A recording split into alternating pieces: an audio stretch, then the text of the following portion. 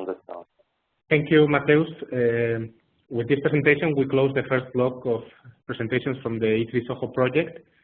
So now we have a question and answer slot. If anyone from the audience wants to ask a question, you can do it now. I see that we have now one in the chat from one of the attendees, and this was from Andrea Carreiro. The question is, you mentioned a proprietary protocol used in one of the interfaces for data collection. Was it chosen because there is no suitable public protocol? Will the protocol be made available as a project deliverable? So, Andrea, maybe you can answer this question.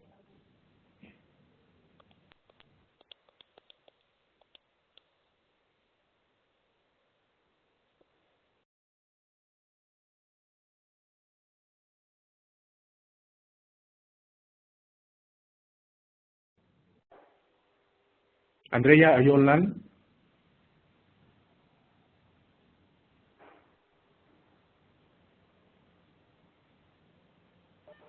I think we lost the connection. I'll try to get in touch with her again. Sorry.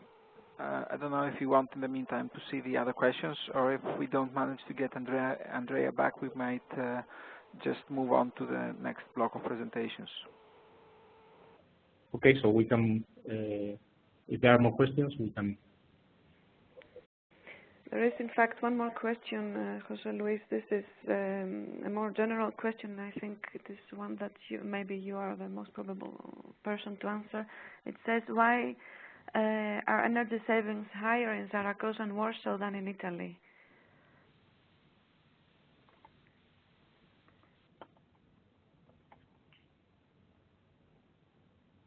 Okay,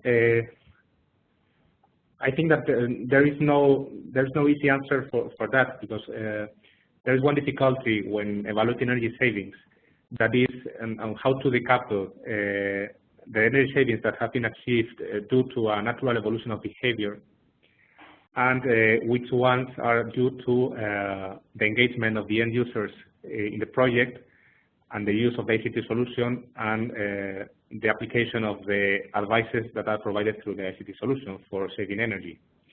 So this is the first thing that we must consider, is that it is difficult to evaluate how much of the energy savings that have been measured are associated to the use of the ICT solution.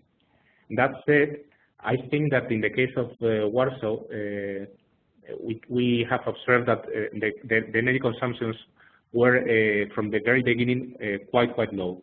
So many tenants already had very low energy consumption, and therefore they also applied their own strategies, so to say, or their own tips to save energy. So the margin for achieving more savings was quite low. So I think that that could be one of the reasons that would explain the difference between Zaragoza and Warsaw. For the case of Genoa, as I said before, we used a different methodology to measure the savings, which is the control group. The problem was that the control group that was selected was not homogeneous or not comparable enough with the monitoring group, which is the one which used the ICT solution. So in the end, we were not able to properly measure the consumptions, measure the energy savings in the same way that we did in the other two pilots. Anyway, for a reduced group of dwellings, we applied also the other methodology for energy savings calculation, which is the comparison between a monitoring period and a baseline period. And in these dwellings, we observed that there has been energy savings only in electricity, because in the pilot we were only actuating on electricity consumption in the same order of magnitude as in Warsaw, more or less. So in the case of Genoa, it's a completely different case. It's a problem with the methodology for evaluating energy savings. But in the case of Warsaw, I think that most probably the reason for the difference of energy savings level was the initial level of consumption, which was much lower than in Zaragoza.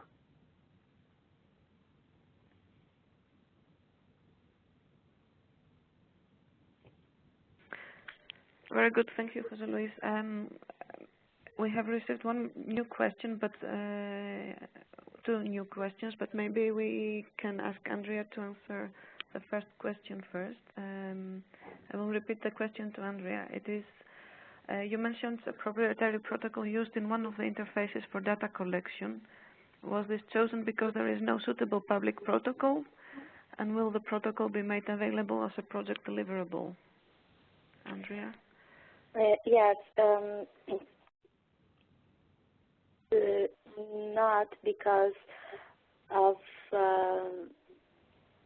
it's not a public protocol, but it will be available. I'm not sure if it will be completely if it is completely available on deliverable of the project or not, but maybe I will ask to the people that made the question to send me the email, and then I can answer in the better way by email, because I'm not sure of the right answer for this question.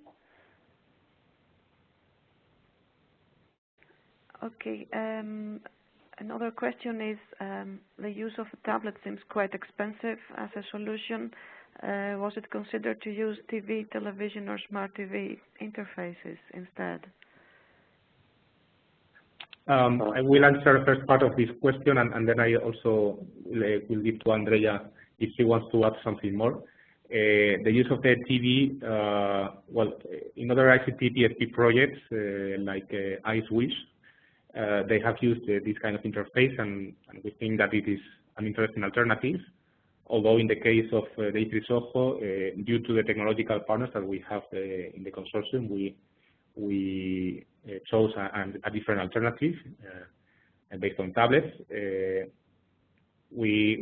would like to say that as we are providing for instance, the display user interface as an Android application, that can be used in their own device that a person may have. And we see that ever more people have these kind of devices in their homes. So the cost of the interface, so to say, would be zero because they already have this device. I don't know, Andrea, if you want to add something more. Yeah.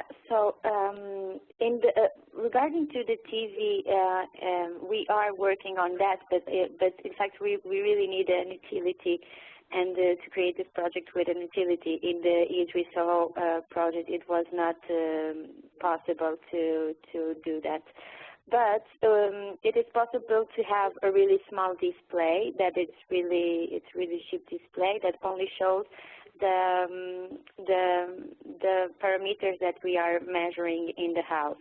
But the idea is to use an app for a smartphone or for a tablet that the end user already has, and to only add this free app to see all the consumptions.